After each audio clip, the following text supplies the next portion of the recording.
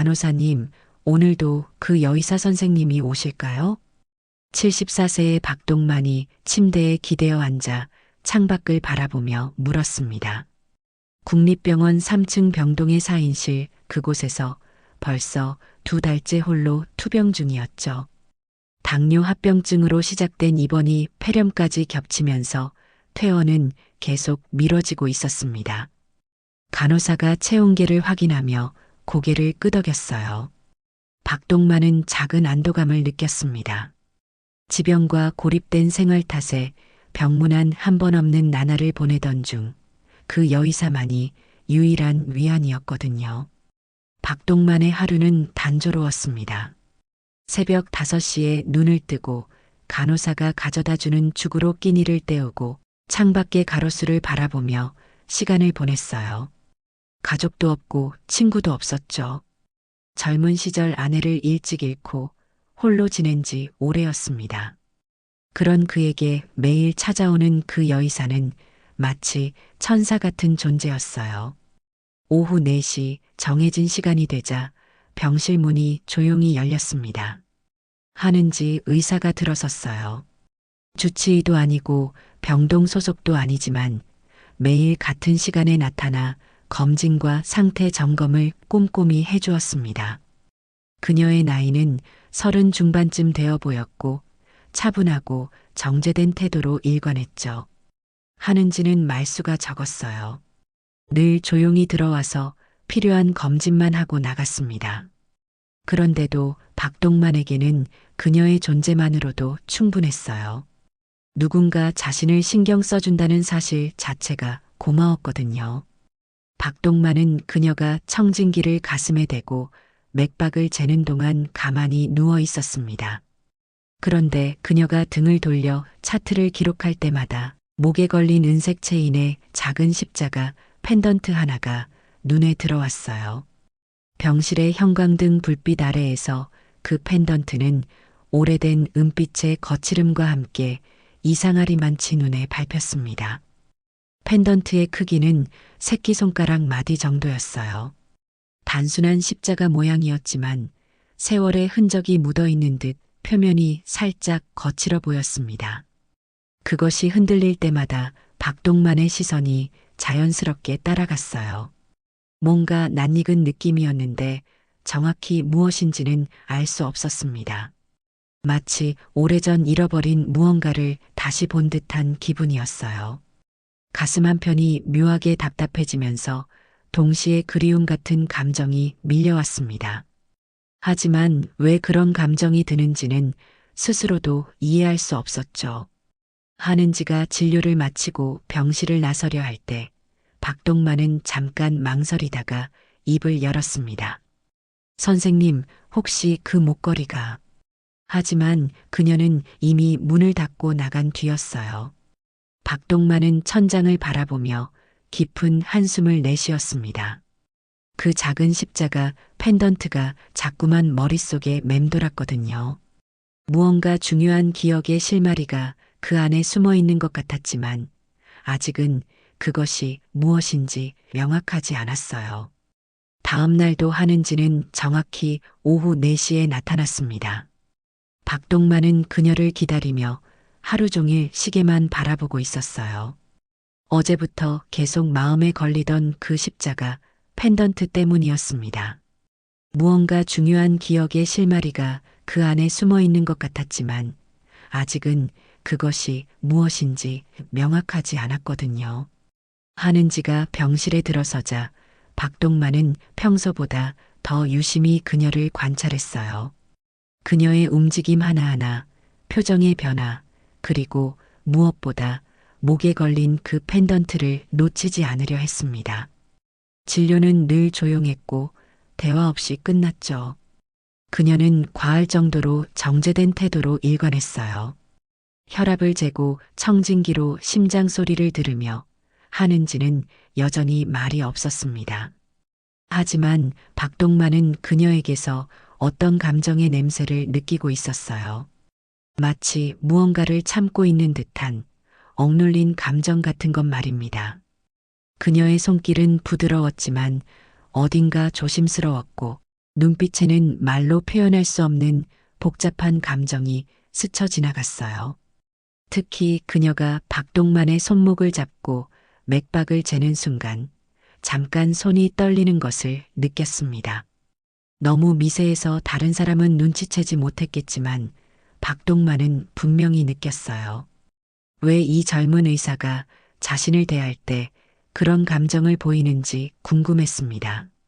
그녀의 차분한 외모 뒤에 숨겨진 무언가가 있다는 직감이 들었거든요. 진료 과정에서 하는지는 다른 환자들과는 확연히 다른 모습을 보였어요. 평소보다 더 꼼꼼하게 검진했고 더 오랜 시간을 할애했습니다. 체온을 재고 나서도 한참 동안 체온계를 들여다보며 뭔가 생각에 잠겨 있었어요. 혈압을 잴 때도 여러 번 재측정했고 청진기로 심장 소리를 들을 때는 평소보다 더 집중하는 모습이었습니다. 박동만은 그런 하는지의 모습을 보며 묘한 기분이 들었어요. 마치 자신이 특별한 환자인 것처럼 느껴졌거든요.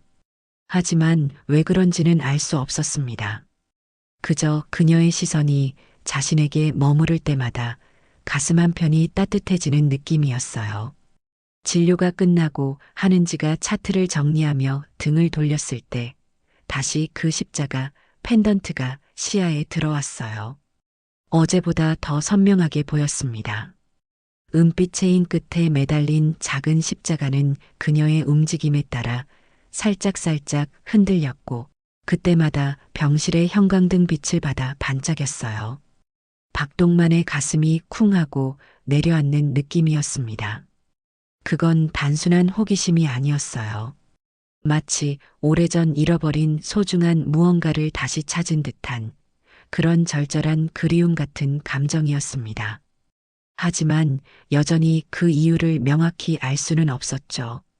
다만 그 십자가를 볼 때마다 목구멍이 메어오는 느낌이 들었어요.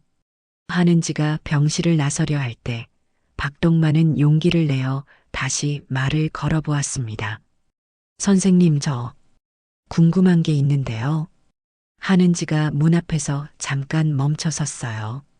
하지만 돌아보지는 않았습니다. 그녀의 어깨가 살짝 긴장하는 것을 박동만은 놓치지 않았어요. 그 목에 걸고 계신 십자가 목걸이 말입니다. 어디서 구하신 건가요? 하는지의 어깨가 살짝 경직되는 것을 박동만은 놓치지 않았어요. 몇 초간의 침묵이 흘렀습니다. 그녀는 여전히 등을 돌린 채였고 박동만은 그녀의 대답을 애타게 기다렸죠. 오래된 것입니다. 짧은 대답이었어요. 하는지의 목소리에는 어떤 감정이 섞여 있었지만 박동만은 그것이 슬픔인지 그리움인지 구별할 수 없었습니다. 누가 주신 건가요? 박동만이 다시 물었지만 하는지는 이미 병실을 나가버렸어요. 문이 닫히는 소리와 함께 복도로 사라져가는 발걸음 소리만 들렸습니다. 박동만은 침대에 누워 천장을 바라보며 깊은 생각에 잠겼어요. 그 십자가 펜던트에서 느껴지는 묘한 기시감은 계속해서 그를 괴롭혔습니다. 마치 중요한 퍼즐의 한 조각을 찾은 것 같은데 나머지 조각들이 어디에 있는지 알 수 없는 답답한 기분이었어요. 그날 밤 박동만은 그 작은 십자가 펜던트를 생각하며 잠들었습니다. 그날 밤 박동만은 잠을 이루지 못했습니다. 하는지의 십자가 펜던트가 자꾸만 머릿속을 맴돌았어요. 그 작은 십자가를 볼 때마다 가슴 깊은 곳에서 올라오는 묘한 감정을 도저히 무시할 수 없었습니다. 마치 오래전 잃어버린 중요한 기억의 실마리를 찾은 것 같은 느낌이었어요. 새벽 5시가 되자 박동만은 침대에서 일어나 병상 옆 서랍을 열었습니다. 가장 아래쪽 깊숙한 곳에서 낡은 봉투 하나를 꺼냈어요. 그 안에는 몇 장의 흑백 사진과 오래된 서류들이 들어 있었습니다. 박동만의 손이 미세하게 떨렸어요. 이 봉투를 열어본 지도 벌써 10년도 넘었거든요. 첫 번째 사진을 꺼내 든 순간 박동만의 숨이 멎는 듯 했습니다. 사진 속에는 갓난아기가 누워 있었고 그 작은 목에는 은색 체인에 걸린 십자가 펜던트가 선명하게 보였어요. 똑같은 디자인이었습니다. 하는지가 목에 걸고 있던 바로 그 십자가와 말이죠. 박동만의 손이 더욱 심하게 떨렸어요. 사진 뒤편에는 희미한 글씨로 은지, 생후 3개월이라고 적혀 있었습니다. 그는 사진을 가슴에 꼭 안고 깊은 한숨을 내쉬었어요. 32년 전의 기억이 물밀듯 밀려왔거든요. 그때 박동만은 42살이었습니다.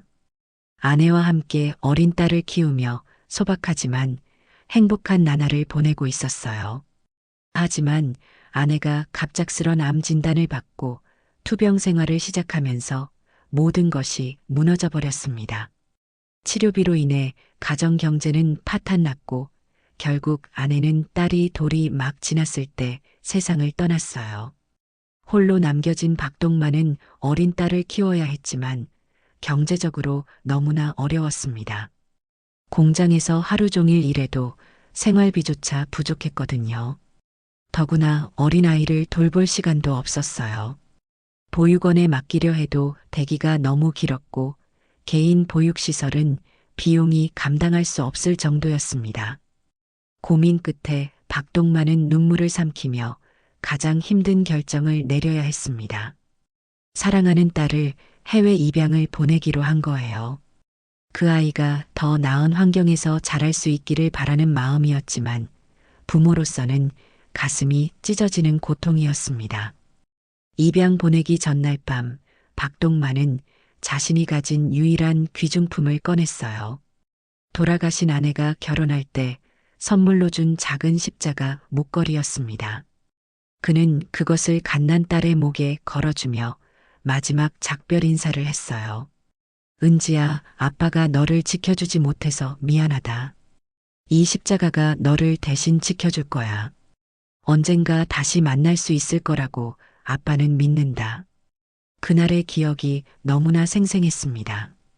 딸의 작은 손을 잡고 마지막으로 느꼈던 온기, 그리고 영원히 볼 수 없을지도 모른다는 절망감까지 모든 것이 되살아났어요. 입양기관 직원이 딸을 데려갈 때 박동만은 차마 바라볼 수 없어서 등을 돌렸거든요. 박동만은 다시 사진을 들여다보았습니다. 사진 속 아기의 얼굴을 자세히 보니 하는지의 어린 시절 모습과 닮아 있는 것 같았어요. 특히 눈매가 그러했습니다.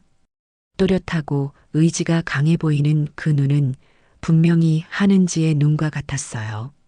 서랍에서 입양 관련 서류들을 꺼내 보았습니다. 미국 중부의 한 도시로 보내졌다는 기록이 있었고 입양 가정의 성씨도 적혀 있었어요. 하지만 그 이후의 소식은 전혀 알 수 없었습니다. 입양 기관에서는 아이의 안전을 위해 연락을 차단했거든요. 박동만은 온몸이 떨렸습니다. 만약 하는지가 정말 자신의 딸이라면 32년 만에 다시 만난 거였어요. 그것도 이런 우연한 방식으로 말이죠. 하지만 확신할 수는 없었습니다. 단지 그 십자가 펜던트 하나만으로는 확증이 부족했거든요. 그날 아침 박동만은 간호사에게 하는지에 대해 물어보았습니다. 하는지 선생님이 어떤 분인지 알 수 있을까요? 간호사는 별다른 의심 없이 대답했어요. 아, 한 선생님은 정말 좋은 분이세요. 해외에서 자라셨다가 한국으로 돌아오신 분이라고 들었어요. 특히 혼자 계신 어르신들을 많이 돌봐주시거든요. 박동만의 심장이 더욱 빠르게 뛰었습니다. 해외에서 자라났다는 말이 더욱 의심을 확신으로 바꾸어 놓았어요. 그는 그날 하루 종일 오후 4시만을 기다렸습니다. 오후 4시가 되기 전부터 박동만은 안절부절 못했습니다. 평소보다 일찍 침대에 누워 문만 바라보고 있었어요. 하는지가 정말 자신의 딸일 가능성에 대해 생각하니 가슴이 두근거렸습니다. 32년 만의 재회라니 상상만 해도 믿기지 않았거든요. 정확히 4시에 하는지가 들어섰습니다. 평소와 다름없는 차분한 모습이었지만 박동만의 눈에는 모든 것이 달라 보였어요. 그녀의 걸음걸이, 손놀림, 심지어 숨 쉬는 소리까지도 예전과는 다르게 느껴졌습니다. 마치 오래된 기억 속 누군가의 모습이 겹쳐 보이는 것 같았어요. 하는지가 평소처럼 검진을 시작했습니다. 체온을 재고 혈압을 측정하는 동안 박동만은 그녀의 얼굴을 유심히 관찰했어요. 이마의 모양, 코의 형태, 입술의 곡선까지 모든 것을 기억하려고 애썼습니다. 어딘가에서 본 듯한 친숙함이 느껴졌거든요. 특히 그녀가 웃을 때 나타나는 작은 보조개가 눈에 띄었습니다. 왼쪽 볼에만 살짝 나타나는 그 보조개를 보니 가슴이 먹먹해졌어요. 박동만의 아내에게도 똑같은 보조개가 있었거든요. 그 보조개를 볼 때마다 아내의 미소가 떠올라 마음이 아팠습니다. 청진기를 가슴에 대고 심장 소리를 들을 때 하는지의 손이 또다시 미세하게 떨렸습니다. 박동만은 그것을 놓치지 않았어요. 어제보다 더 분명하게 느껴졌거든요. 마치 그녀도 무언가를 감추고 있는 것 같았습니다. 그녀의 차분한 외모 뒤에 숨겨진 복잡한 감정이 느껴졌어요. 박동만이 조심스럽게 하는지의 출신에 대해 물어보자 그녀의 표정이 순간 굳어졌습니다. 미국 중부 지역에서 자랐다는 대답을 들었을 때 박동만의 심장이 더욱 빠르게 뛰었어요. 그리고 입양에 대한 질문에 하는지의 얼굴이 완전히 굳어졌습니다.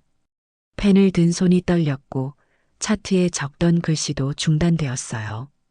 박동만이 십자가 펜던트에 대해 언급하자 하는지가 무의식적으로 펜던트를 손으로 만졌습니다.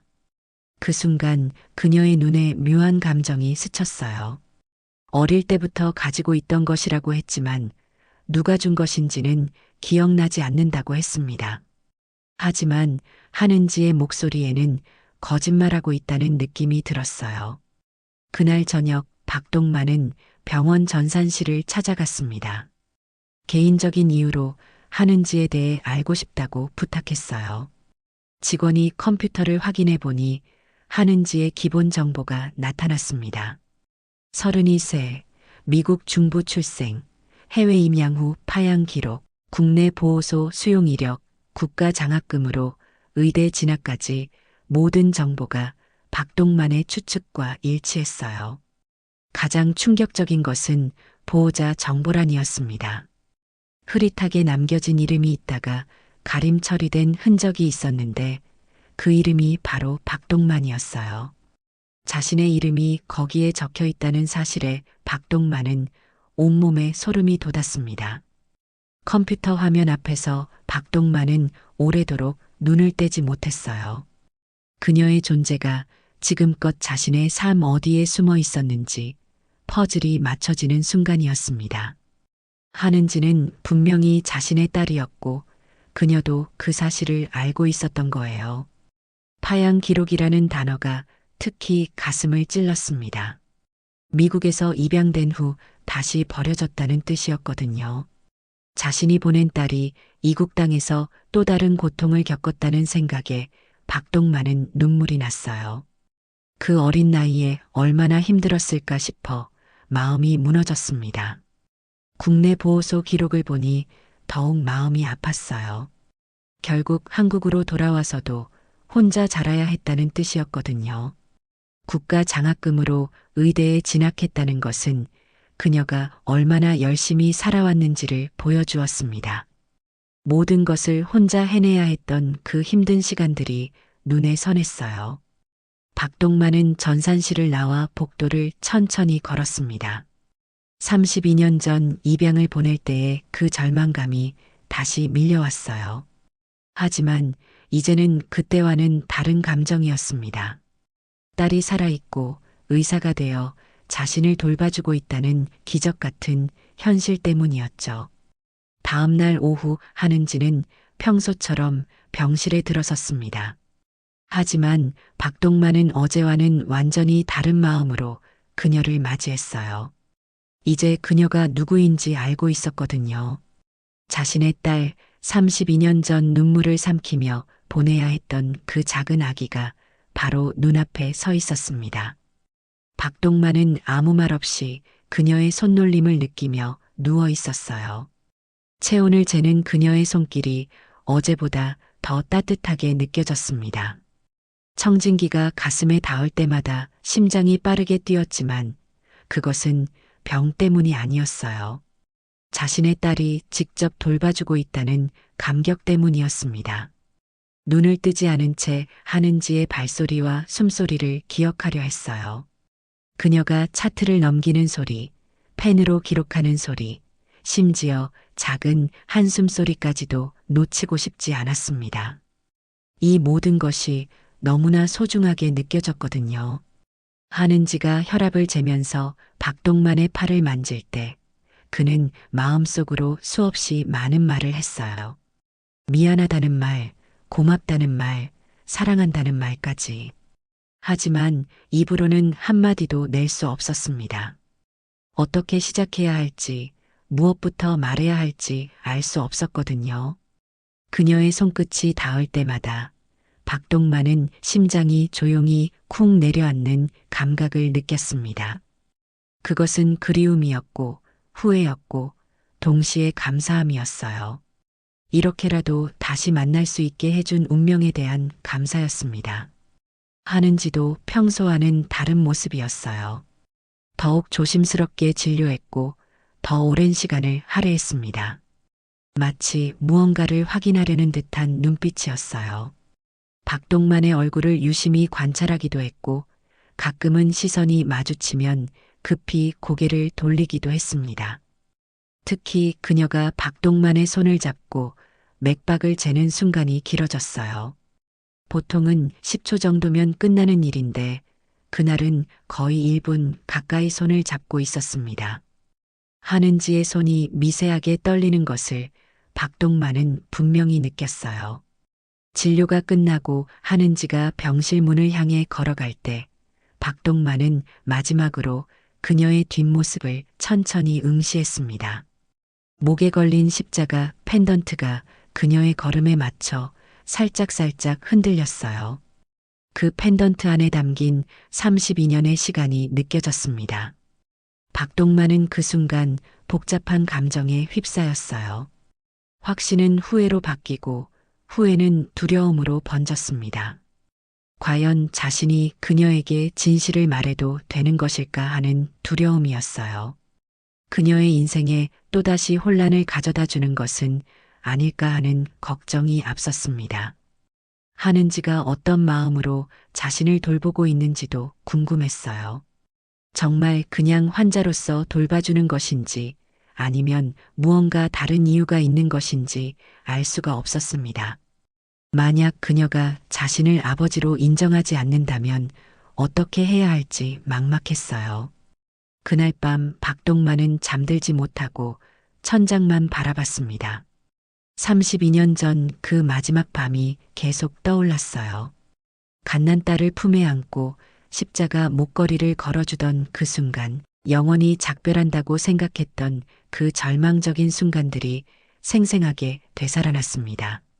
하지만 이제는 절망이 아니었어요. 기적이었습니다.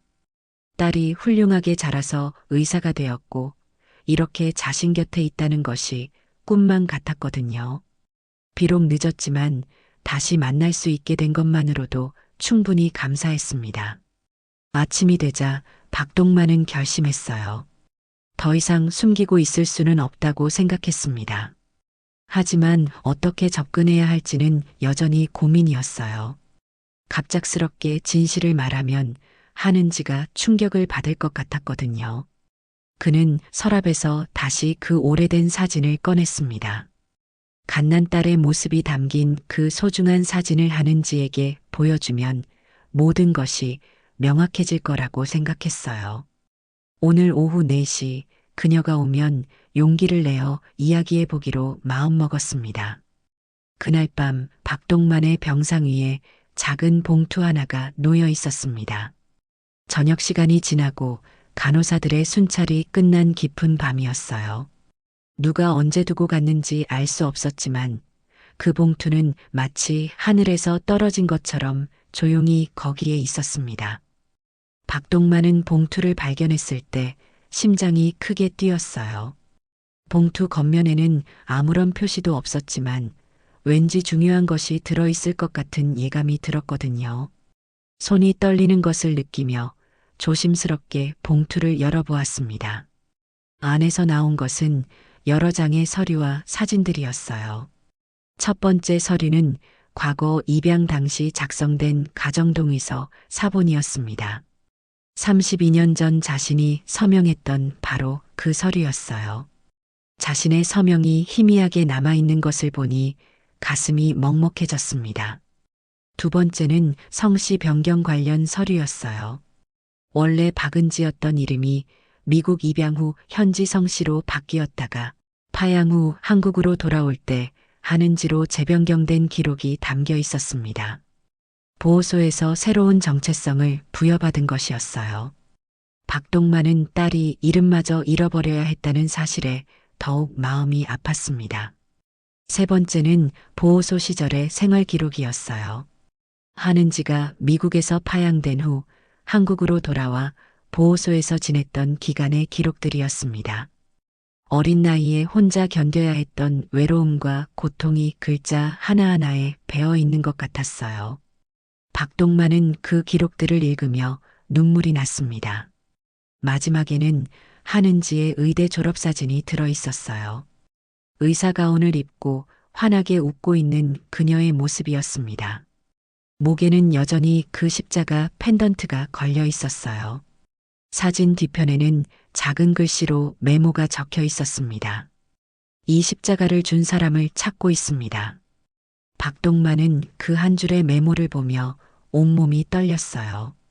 한은지도 자신을 찾고 있었다는 뜻이었거든요. 모든 문서가 한 문장을 말하지 않고도 명확하게 말하고 있었습니다. 그녀는 자신이 누구인지 알고 있었고 오래전부터 박동만의 곁에 있었다는 것이었어요. 박동만은 사진을 쥔 손을 내려놓지 못한 채 밤을 지새웠습니다. 한은지가 왜 이 서류들을 자신에게 남겼는지 생각해 봤어요. 아마도 더 이상 숨기고 있을 수 없어서였을 거라고 생각했습니다. 그녀도 진실을 말하고 싶어 했던 거예요. 입양동의서를 다시 들여다보니 당시의 기억이 생생하게 떠올랐습니다. 서류에 서명할 때의 그 절망적인 심정, 딸을 보내야 한다는 현실을 받아들이기 힘들었던 그 순간들이 모두 되살아났어요. 하지만 그때는 그것이 최선이라고 생각했었습니다. 성씨 변경 서류를 보니 더욱 복잡한 감정이 들었어요. 박은지에서 한은지로 바뀐 이름을 보며 딸이 얼마나 많은 변화를 겪어야 했는지 알 수 있었습니다. 이름은 정체성의 기본인데 그것마저 여러 번 바뀌어야 했다니 얼마나 혼란스러웠을까 싶었어요. 보호소 생활 기록을 읽어보니 더욱 마음이 아팠어요. 미국에서 파양된 후 한국으로 돌아온 한은지는 10살부터 18살까지 보호소에서 자랐다고 되어 있었습니다. 8년 동안 혼자 견뎌야 했던 그 시간들이 얼마나 힘들었을지 상상만 해도 가슴이 찢어졌어요. 특히 기록 중에 눈에 띄는 부분이 있었습니다. 한은지가 보호소에 있는 동안 계속해서 십자가 목걸이를 착용하고 있었다는 내용이었어요. 다른 아이들이 그것을 가져가려 할 때마다 필사적으로 지켰다고 적혀 있었습니다. 그 목걸이가 그녀에게 얼마나 소중한 존재였는지 알 수 있었어요. 의대 졸업사진을 보며 박동만은 자랑스러웠습니다. 그 모든 어려움을 이겨내고 의사가 된 딸이 대견했어요. 혼자서 모든 것을 해내야 했을 텐데 어떻게 그 힘든 길을 걸어왔는지 경이로웠습니다. 국가 장학금을 받을 정도로 우수한 성적을 유지했다는 것도 놀라웠어요. 새벽이 되자 박동만은 한 가지 결심을 했습니다. 이제 더 이상 숨기지 않기로 한 거예요.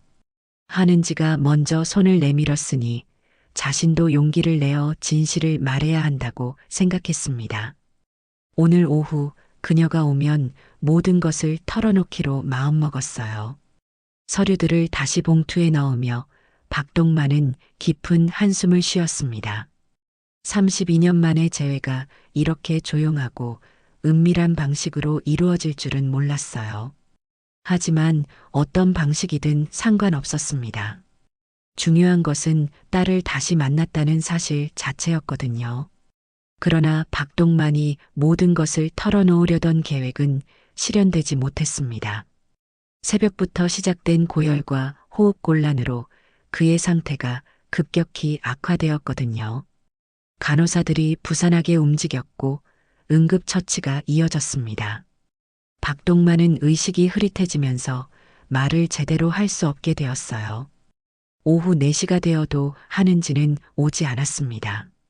박동만의 상태가 위중해져서 일반 진료가 중단되었기 때문이었어요. 중환자실로 옮겨질 수도 있다는 이야기가 나왔지만 박동만은 완강히 거부했습니다. 이 병실에서 하는지를 기다리고 싶었거든요.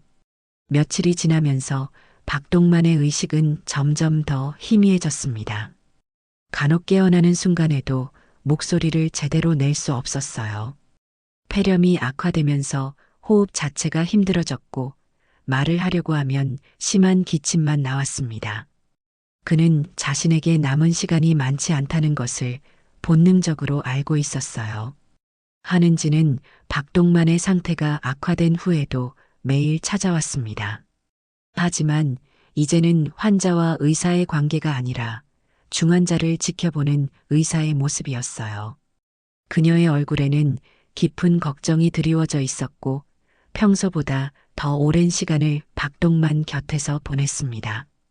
박동만은 의식이 흐릿한 중에도 하는지가 곁에 있다는 것을 느꼈어요.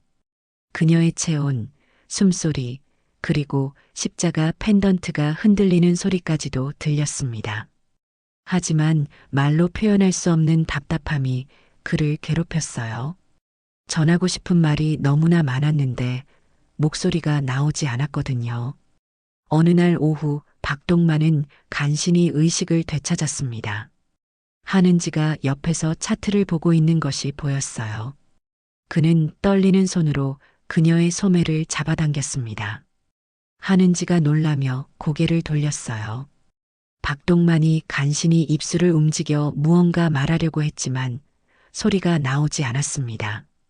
하는지는 그의 입모양을 읽으려고 애썼지만 알아들을 수 없었어요. 박동만은 절망적인 표정으로 그녀를 바라보았습니다. 그때 박동만은 간호사를 부르는 신호를 보냈어요. 간호사가 달려오자 그는 간신히 목소리를 짜내어 말했습니다. 종이, 펜. 간호사가 종이와 펜을 가져다 주었지만 박동만의 손은 너무 떨려서 글씨를 쓸 수 없었어요. 몇 번 시도해봤지만 알아볼 수 없는 선만 그어질 뿐이었습니다. 하는지가 그의 손을 잡고 도와주려 했지만 역시 어려웠어요. 박동만은 포기하지 않았습니다.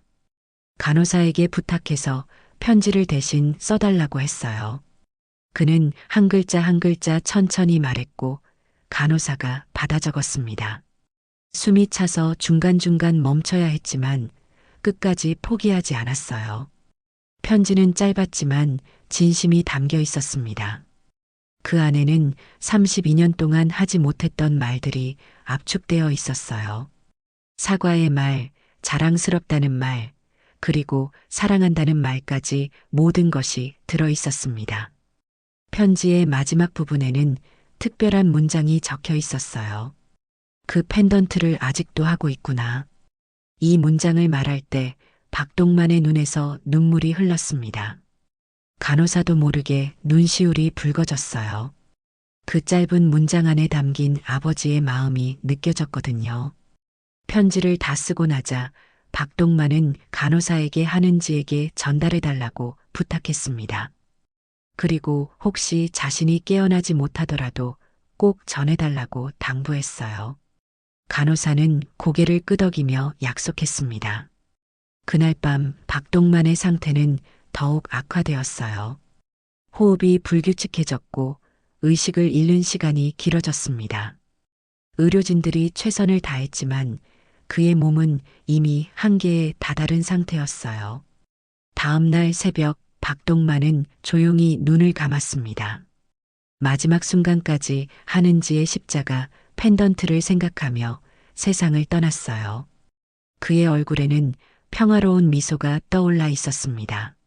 마침내 딸을 다시 만났다는 안도감 때문이었을까요? 간호사는 약속대로 편지를 하는지에게 전달했습니다.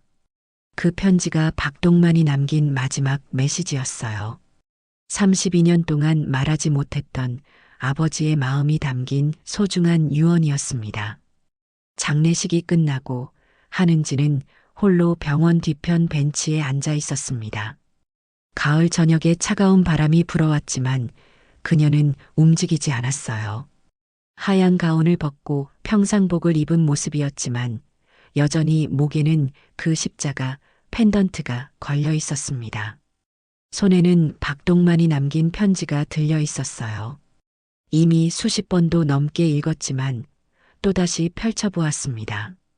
간호사가 받아 쓴 서툰 글씨였지만 그 안에 담긴 마음은 너무나 명확했어요. 은지야, 아빠가 늦었다. 32년이나 늦었구나. 너를 보내야 했던 그날부터 하루도 너를 잊은 적이 없었다. 미안하다는 말도 사랑한다는 말도 제대로 하지 못한 채 떠나게 되어 정말 죄송하다. 하지만 너를 다시 볼 수 있어서 행복했다. 훌륭한 의사가 되어 사람들을 돌보는 내 모습을 보며 아빠는 정말 자랑스러웠다. 그 펜던트를 아직도 하고 있구나. 아빠를 기억해줘서 고맙다.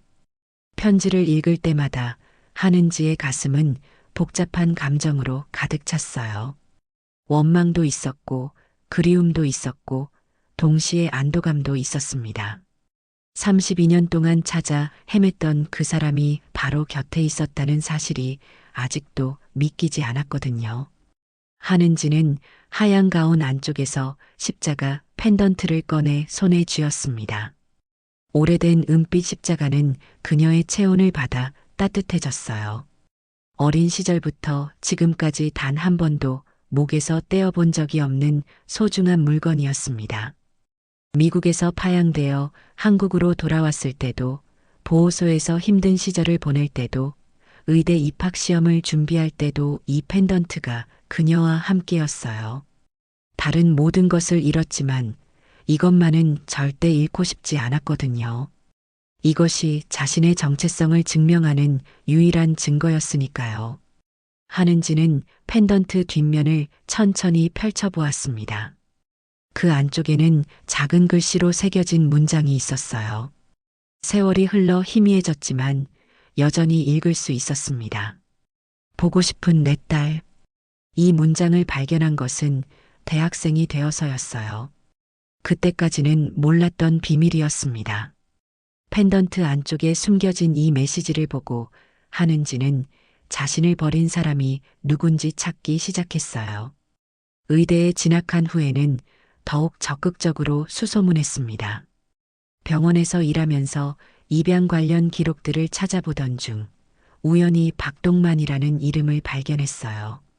자세히 조사해보니 그가 자신의 생부라는 것을 알 수 있었습니다. 하지만 어떻게 접근해야 할지 몰라서 한참을 망설였어요. 박동만이 국립병원에 입원했다는 소식을 들었을 때 하는지는 운명이라고 생각했습니다. 주치의도 아니면서 매일 그를 찾아간 이유였어요. 멀리서나마 아버지를 돌보고 싶었던 거죠. 하지만 정작 자신이 누구인지는 말할 용기가 나지 않았습니다. 박동만이 십자가 펜던트에 대해 물어보기 시작했을 때 하는지는 그가 눈치챘다는 것을 알았어요. 그래서 그날 밤 서류들을 몰래 남겨둔 거였습니다. 더 이상 숨기고 있을 수 없다고 생각했거든요. 하지만 박동만의 상태가 갑자기 악화되면서 제대로 대화할 기회를 놓쳤어요. 하는지는 그 며칠 동안 얼마나 안타까웠는지 모릅니다. 32년 만에 만난 아버지와 단 한 번의 진짜 대화도 나누지 못한 채 헤어져야 한다는 것이 너무 슬퍼거든요. 편지를 받았을 때의 감정은 말로 표현할 수 없었습니다. 아버지가 자신을 알아봤다는 것, 그리고 자랑스러워했다는 것이 가슴 깊이 와 닿았어요. 원망했던 마음도 있었지만 그보다는 그리움이 더 컸습니다. 하는지는 펜던트를 다시 목에 걸었어요. 이제 이 십자가는 더 이상 잃어버린 아버지를 찾기 위한 단서가 아니었습니다. 아버지의 사랑을 증명하는 유일한 증거가 되었어요. 32년 전 어린 딸에게 마지막으로 남겨준 아버지의 마음이었습니다. 바람이 더 차가워졌지만 하는지는 일어나지 않았어요. 하늘을 바라보며 깊은 생각에 잠겼습니다. 아버지는 떠났지만 그의 마음은 여전히 이 십자가 안에 살아 있었어요. 앞으로도 이 펜던트를 착용하며 아버지를 기억할 것 같았습니다. 하는지는 끝내 울음을 터뜨리지 않았습니다. 대신 천천히 고개를 들고 하늘을 바라보며 조용히 말했어요. 아빠, 저도 보고 싶었어요. 그 말과 함께 그녀의 눈가에 작은 눈물 한 방울이 맺혔습니다. 하지만 그것은 슬픔의 눈물이 아니었어요. 32년 만에 아버지를 찾았다는 안도감과 그의 사랑을 확인할 수 있었다는 감사함이 섞인 눈물이었습니다. 늦었지만 마침내 이루어진 아버지와 딸의 재회, 그 조용하고 아름다운 마무리였어요.